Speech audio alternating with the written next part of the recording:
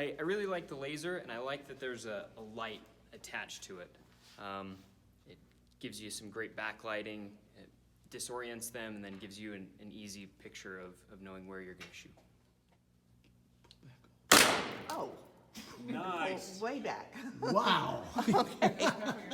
It's definitely built to be very user-friendly. You can tell by the way that it's designed that it fits your grip very easily, right down to the fact that you can put 2 fingers there so that, you know, when you're in a moment like that where you have all that adrenaline running, you can put 2 fingers there and easily pull it back, which really gives you another level of control, which I really appreciated. Mike. You know, but this was totally unanticipated, how I felt I was going to react and how this product was going to react. It was marvelous. Once I understood that I had to pull it all the way back, yeah, the impact, the easiness, it was extreme, and the reliability. Because it basically, where I was pointing the laser, it shot right where I was hoping that it would. I loved it. It was great. And that's a good.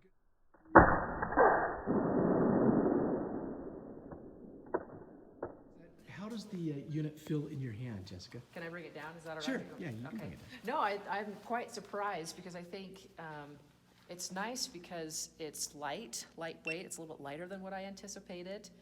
And so it's not as intimidating as I would have thought, which is good, which is really good.